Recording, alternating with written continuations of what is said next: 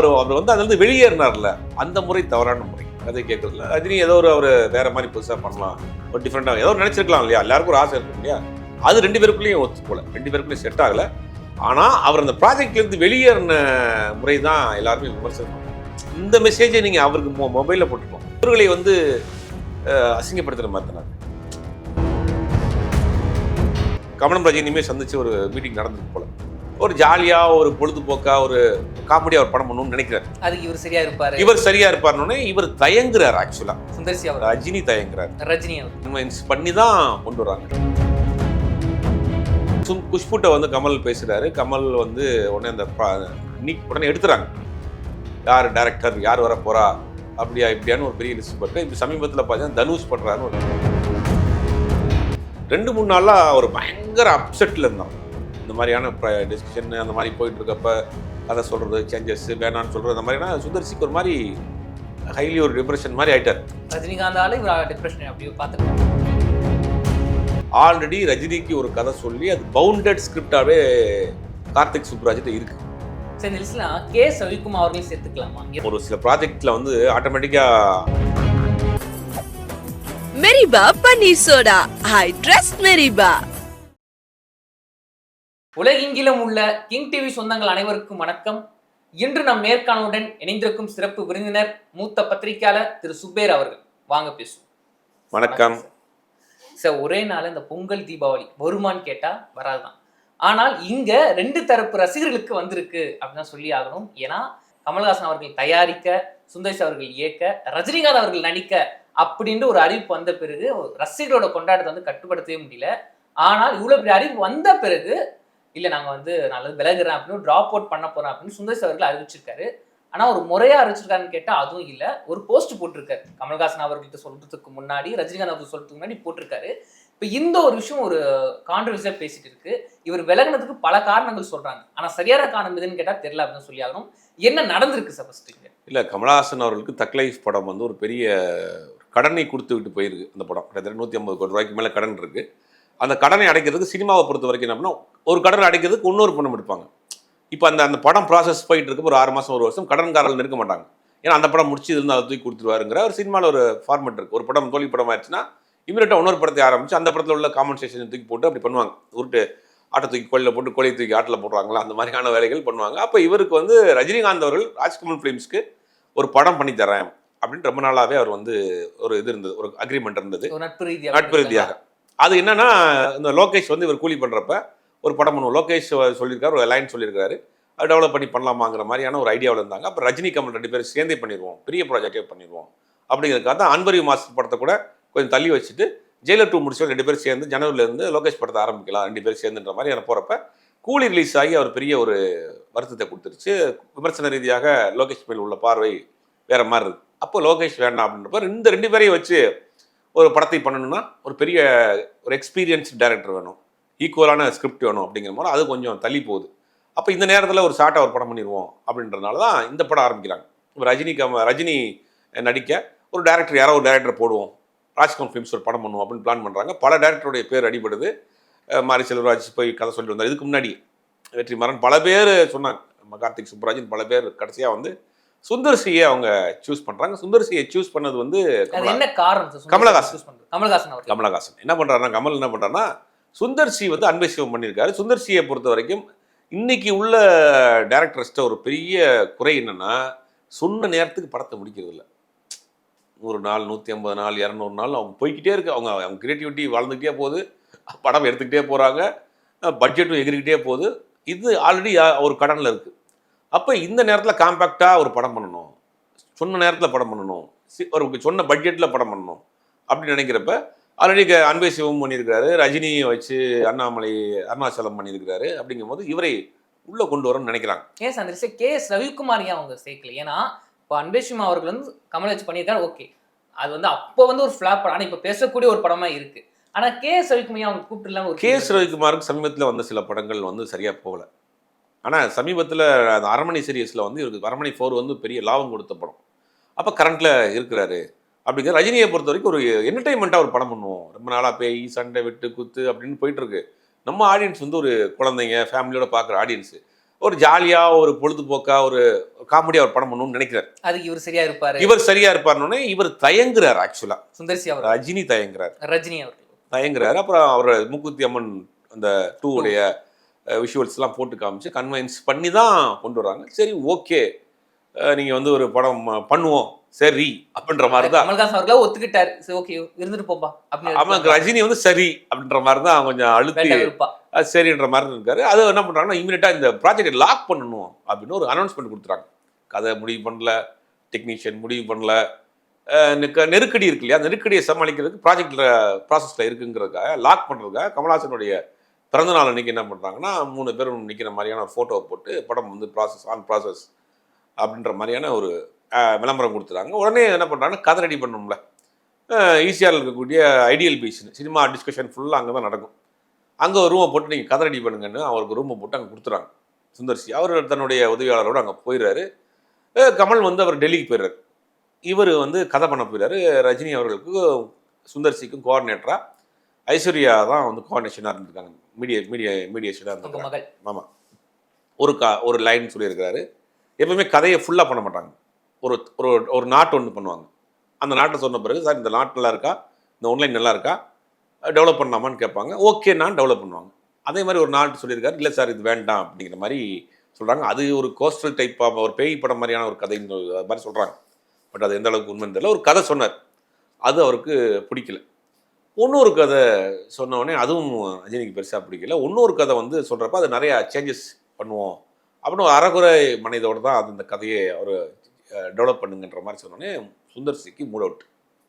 நம்ம ஒரு 40 வருஷம் 40 படத்துக்கு மேலே பண்ணிட்டோம், 30 வருஷமாக மீடியாவில் இருக்கிறோம், நம்ம சொல்கிற கதைகள்லாம் இதாக இருக்குது, நம்மளை வந்து ஒன்றும் அவுட்டேட்டட் டைரக்டர்னு நினைக்கிறாரோ, நம்ம மேலே ஒரு நம்பிக்கை வரலையோ, இது இப்படியே போச்சுன்னா படம் ஃபுல்லாக நம்ம என்ன காட்சி எடுத்தாலுமே நம்ம மேலே ஒரு நம்பிக்கை இல்லாதனமாகவே போயிருமே அப்படின்னு சுந்தர்சிக்கு நெருக்கமான சில ப்ரொடியூசர்ஸ் இருக்கிறாங்க. அவங்கள்ட்டலாம் டிஸ்கஸ் பண்ணுறப்ப இது வந்து ரொம்ப நாள் போக முடியாது, உங்களுக்குள்ள பிரச்சனை வந்துக்கிட்டே இருக்கும் அப்படின்னு அவங்க வந்து அட்வைஸ் சொல்கிறாங்க. அப்போ வந்து நம்ம வந்து இதுலேருந்து ரிலீவ் ஆயிடலாம். கிட்டத்தட்ட 2-3 நாளாக ஒரு பயங்கர அப்செட்டில் இருந்தாங்க. இந்த மாதிரியான டிஸ்கஷன் அந்த மாதிரி போயிட்டுருக்கப்ப கதை சொல்கிறது, சேஞ்சஸ் வேணான்னு சொல்கிறது, அந்த மாதிரினா சுந்தர்சிக்கு ஒரு மாதிரி ஹைலி ஒரு டிப்ரெஷன் மாதிரி ஆகிட்டார். ரஜினிகாந்தாலும் இவர் டிப்ரெஷன் அப்படி பார்த்து அங்கே தமிழ்லைன் போடுறதுக்கு ஏற்பாடு பண்ணுறீங்க. கதை சொன்னார், அவருக்கு அதை பிடிக்கல, அதுக்குள்ளே அவங்களுக்குள்ள ஒரு சின்ன ஒரு மன வருத்தம். அது நீங்கள் இங்கிலீஷில் எப்படி வேணாலும் போட்டுக்குங்க, ஓகேவா? உடனே என்ன பண்ணுறாருன்னா, ஆனால் அவர் வந்து அதுலேருந்து வெளியேறினார்ல, அந்த முறை தவறான முறை. ஏன்னா ரஜினிகாந்துங்கிற ஒரு பெரிய மாஸ் ஹீரோ, கமல்ஹாசனுங்கிற ஒரு லெஜெண்டு, நீங்கள் வந்து அவங்க சொல்கிற அவங்க கூட உங்களால் ஒரே வேவ் லென்த்தில் ஒத்து போக முடியலை அப்படின்னா நீங்கள் உங்களை முதல்ல கமிட் பண்ண கமல்ஹாசன் அவர்கிட்ட சொல்லியிருக்கணும். சார் இந்த ப்ராஜெக்ட்டு நான் ரிலீவ் ஆகிக்கிறேன், எனக்கு வந்து ட்ராவல் பண்ண முடியல, உங்கள் லென்த்துக்கு உங்கள் வேவ் லென்த்துக்கு என் வேவ் லென்த்துக்கும் ஒத்து வர மாட்டேங்குது அப்படின்னு அவர் ரொம்ப நாசுக்காக சொல்லி அதை வந்து ரிலீவ் ஆகிருக்கலாம். இவர் என்ன பண்ணுறாரு, டக்குன்னு அவரோட லெட்டர் பேரில் ஒரு அறிக்கையை ஒன்று கொடுத்து போஸ்ட் பண்ணிட்டு பேசாமல் போயிடுறாரு. அதான் என்னோட கேள்வி அதான் சார். இப்போ அவரே வந்து ஒரு கமெண்ட் போட்டிருக்காரு போஸ்ட்டில், மிகப்பெரிய ஒரு நடிகருக்கு கூட வந்து ஒர்க் பண்ண வேண்டிய ஒரு சான்ஸு, பட் அதை விட்டுட்டு நான் போகிறேன், ஆனால் இதோட நல்ல ஒரு மகிழ்ச்சியான விஷயத்தை நான் கொடுத்துருப்போம் அப்படின்னு சொல்கிறாரு. எதுக்கு இப்படி பண்ண? கமல்ஹாசன் டேட்டாபேஸ் இல்லை சார் எனக்கு வந்து சில பிரச்சனைகள் இருக்குன்னு சொல்லியிருந்தா அவரே ரிலீவ் பண்ணி விட்டுருப்பாரு, அது வேற ஒரு காரணம் சொல்லியிருப்பாரு. ஆனால் திடீர்னு கமல்ஹாசன் சொல்லாமல் ரஜினி அவர்களும் சொல்லாமல் ஜஸ்ட் ஒரு போஸ்ட் மட்டும் போட்டு போகிறது ஒரு பயம் இருக்குமா சுந்தேஷ் அவர்கள்? இல்லை இவ்வளோ பெரிய ஹீரோஸ் அவங்கள நம்ம பண்ண முடியாது, நம்ம ஏற்கனவே பேய் படங்கள்லாம் எடுத்திருக்கோம், அந்த ஒரு வருஷம் நம்ம எடுத்துட்டு அவங்களுக்கு எடுத்துருவோமோ அவங்க மார்க்கெட்டை, அதனால வந்து இப்படி பண்ணிட்டு? இல்லை அதெல்லாம் ஒன்றுமே கிடையாது. சுந்தர்சி அவங்க ரஜினியை வச்சு இன்றைக்கும் பக்காவாக ஸ்கிரிப்ட் பண்ணக்கூடிய நபர் தான். என்னமோ அவங்களுக்குள்ள ஒரு சரியான ஒரு அண்டர்ஸ்டாண்டிங் இல்லாமல் போயிடுச்சு கதை கேட்குறதுல. ரஜினி ஏதோ ஒரு வேறு மாதிரி புதுசாக பண்ணலாம், ஒரு டிஃப்ரெண்ட்டாக ஏதோ நினச்சிருக்கலாம் இல்லையா, எல்லாருக்கும் ஒரு ஆசை இருக்கும் இல்லையா, அது 2 பேருக்குள்ளேயும் ஒத்து போகல, 2 பேருக்குள்ளேயும் செட் ஆகலை. ஆனால் அவர் அந்த ப்ராஜெக்ட்லேருந்து வெளியேறின முறை தான் எல்லாருமே விமர்சனம் பண்ணுறோம். என்னென்னா ஒரு பெரிய கம்பெனி, பெரிய ஹீரோஸ் 2 பேரும் உங்களை அவங்க கூட்டு வந்து கமிட் பண்ணியிருக்காங்கன்னா நீங்களே அந்த அதுலேருந்து ஒரு மெசேஜ் அவருக்கு, இந்த மெசேஜை நீங்கள் அவருக்கு மொபைலில் போட்டுக்கலாம். வெளியில் சோஷியல் மீடியாவில் போட்ட மெசேஜை கமலுக்கோ ரஜினிக்கோ நீங்கள் போட்டுட்டு சாரி சார் ரிலீவ் இந்த ப்ராஜெக்ட்னு கொடுத்துட்டு போயிருக்கலாம். அது பெருசாக வெளியில் இவ்வளோ வைரலாக இருக்குது. இப்போ இவர்களை வந்து அசிங்கப்படுத்துகிற மாதிரி தானே அது. இவங்களே வந்து இவங்களுக்கு தெரியாமே அதை போட்டு போகிறப்ப இவர்களை வந்து இது பண்ணுற மாதிரி தான் அது. இப்போ ஒரு தன்னுடைய வருத்தத்தை வெளிக்காட்டுறாரு. நானாக தான் போகிறேன் இந்த ப்ராஜெக்டில், அப்படின்னு அதை கன்ஃபார்ம் பண்ணுறதுக்காக தான் இந்த பதிவு போட்டு போகிறார். நானும் ரவுடி தான் அந்த மாதிரி போகிறாரு. உடனே குஷ்புட்டை வந்து கமல் பேசுகிறாரு. கமல் வந்து உடனே உடனே எடுத்துறாங்க. உடனே குஷ்பு வந்து அந்த டெலிட் பண்ணுறாங்க அந்த போஸ்ட்டை. டெலிட் பண்ணோடனே இது அப்படியே போயிட்டு இருக்கு. அதுக்கப்புறம் அந்த ப்ராஜெக்ட் வந்து அவர் வெளியே வந்துட்டார். இதற்கு பிறகு தான் இன்னைக்கு இந்த இதெல்லாம் தெரியும், இந்த சம்பவம்லாம் நடந்தது தெரியும். இதுக்கு பிறகு ஒரு பெரிய லிஸ்ட்டே போட்டாங்க. யார் டைரக்டர், யார் வர போகிறா, அப்படியா இப்படியான்னு ஒரு பெரிய லிஸ்ட் போட்டுருக்கேன். இப்போ சமீபத்தில் பார்த்தீங்கன்னா தனுஷ் பண்ணுறாருன்னு ஒரு கிளப்பி விட்டாங்க. ஆனால் அது உண்மைங்களா சார்? ஏன்னா இவர் ராயன், இட்லி கடை போன்ற படங்களை பண்ணியிருக்காரு. ஆனால் நம்ம பார்க்க வேண்டிய விஷயம் என்னன்னா, ரஜினிகாந்த் அவர்களுக்கும் தனுஷ் அவர்களுக்கும் குடும்பம் சார்ந்த பிரச்சனைகள் இருக்கு. அந்த பிரச்சனைகள் இருக்கும் போது படத்தை எப்படி ஒன்றா ஒர்க் பண்ண முடியும்னு 1% கூட கிடையாது. அதுக்கான சான்ஸே கிடையாது. 1% கூட கிடையாது. ஆனால் பவர் பாயிண்ட்ல வந்து ரஜினிகாந்த் அவர்களை வச்சு பண்ணக்கூடிய ஒரு ஐடியா இருந்துச்சு அப்படின்னு ஒரு டாக் இருக்குங்க. இல்லை, அது என்ன நடந்துச்சு அப்படின்னா, கமலஹாசன் வந்து டெல்லிக்கு போயிட்டு ஏர்போர்ட்டில் வந்து இறங்குறாரு. சென்னை ஏர்போர்ட்டில் பத்திரிகையாளர் சந்திப்பு நடக்குது. அப்போ பத்திரிகையாளர் இந்த ப்ராஜெக்ட் ஏன் என்ன ஆச்சுன்னு கேட்குறாங்க. நான் பணம் போடக்கூடிய முதலாளின்னு கூட சொல்ல, முதலீட்டாளர், என்னுடைய கதாநாயகனுக்கு தகுந்த கதை அமைகிற வரைக்கும் நாங்கள் கதை கேட்டுக்கிட்டே இருப்போம். அது புதிய கதை டைரக்டராக இருந்தாலும் கதை கேட்போம்.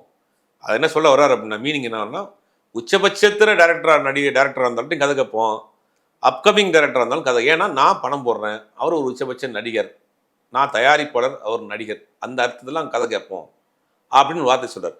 அந்த புதிய டைரக்டராக இருந்தாலும் நாங்கள் கதை கேட்போம்னு சொன்னது தனுஷ் தான் ஃபிக்ஸ் பண்ணிட்டாங்க. ஆனால் தனுஷ் இன்னைக்கு உள்ள ஷெட்யூலை பார்த்தீங்கன்னா, அவர் ஒரு ஹாலிவுட் படம் பண்ணிட்டு இருக்கிறாரு, ஹிந்தி படம் பண்ணுறாரு, அவருடைய லைனப் உள்ள படங்கள் 4 படம் பண்ணிட்டு இருக்கிறாரு. அப்படி அது ஒரு பக்கம் இருக்கட்டும். 2வது பர்சனலாகவே குடும்பத்தில் ஒரு பெரிய ஒரு பிளவு, லீகலாகவே அவங்க பிரிஞ்சுட்டாங்க. கோர்ட்டில் போய் டிவோர்ஸ் வாங்கி பிரிஞ்சுட்டாங்க. அதுக்கு முன்னாடி ரஜினி பல முறை தனுஷை காம்ப்ரமைஸ் பண்ணியிருக்கிறாங்க. 2 குடும்பம் பேசியிருக்கிறாங்க இந்த டிவோர்ஸ் போகாத அளவுக்கு. கடைசியாக தான் அவங்க கோர்ட் வரைக்கும் போய் இன்னைக்கு வந்திருக்காங்க. அப்படி உள்ள சூழ்நிலையில் எப்படி இவங்க வந்து சேர்ந்து படம் பண்ணுவாங்க? ஆனால் சார் அது குடும்ப பிரச்சனை, இது கலை தான். இல்லை, அதெல்லாம் கலை குடும்பம்லாம் ஒன்றும் கிடையாது. வீட்டில் தானே கிளம்பி வரணும். நம்ம என்ன வானத்தில் தான் குதிக்க போகிறோம்? அவரை பார்க்குறப்பெல்லாம் அவருக்கு என்ன ஞாபகம் வரும்? அதெல்லாம் வந்து எல்லாரும் மனிதன் அந்த மாதிரிலாம் வரக்கு வாய்ப்பே இல்லை. கலை வேற, குடும்பம் வேற, அரசியல்லாம் சும்மா வெளில சொல்லலாம். எல்லாரும் வீட்டில் தானே கிளம்பி வர்றாங்க. அப்போ அதெல்லாம் வந்து ஒத்து போகாது. அப்போ அது வந்து அதுக்கான வாய்ப்பே இல்லை, அந்த சான்ஸே இல்லை. அப்படிங்கும்போது அந்த ப்ராஜெக்டில் அப்போ அவர் இல்லை. இவங்க வெளியில் சோஷியல் மீடியாவில் அதை வந்து பெருசாக வந்து கிளப்பி விட்றாங்க. ஆனால் இந்த ப்ராஜெக்டில் யார் வர போகிறாங்கிறது இன்றைக்கி வரைக்கும் முடிவு பண்ணல. கேட்டுக்கிட்டு இருக்காங்க, நிறைய டேரக்டர்ஸ் கதை கேட்டுட்டு இருக்காங்க. இமீடியட்டாக அடுத்த டேரக்டர் உள்ளே கொண்டு வர போகிறாங்க, ஆரம்பிக்க போகிறாங்க. அதுக்குண்டான ப்ராசஸ்லாம் இப்போ நடந்துகிட்டு தான் இருக்குது. கமல் வந்ததுக்கப்புறம் அந்த வேலையில் நடந்துட்டு இருக்காங்க. கமலும் ரஜினியுமே சந்திச்சு ஒரு மீட்டிங் நடந்திருக்கு போல், நேற்றோ இன்றைக்கும் நடந்திருக்கு போல். கண்டிப்பாக அடுத்த டேரக்டர் உள்ளே கொண்டு வரதுக்கு கதை கேட்டுக்கிட்டு இருக்காங்க. சார் இப்போ ஏற்கனவே இந்த ஒரு அறிவிப்பு வந்த பிறகு எல்லாம் குஷியில் இருந்தாங்க. ஆனால் இப்போ திடீர்னு ஏதோ ஒரு காரணம் இந்த ப்ராஜெக்ட் ட்ராப் ஆன பிறகு இன்னொரு கேள்வி வருது. என்னன்னா, இப்போ இந்த ப்ராஜெக்டாக அவங்க சொன்னாங்க, அஃபிஷியலாக அறிவிச்சாங்க, அதே இப்போ ட்ராப் அவுட் ஆயிடுச்சு. இதுக்கப்புறம் ரஜினி அவர்களும் கமல் அவர்களும் 2 பேரும் சேர்ந்து பண்ற படமும் ட்ராப் ஆக வாய்ப்புகள் இருக்கு அப்படின்னு சொல்றாங்க. ஒரு இன்னைக்கு அதை தெளிவாக சொல்லிட்டேன். 2 படம் பண்ணுறோம்.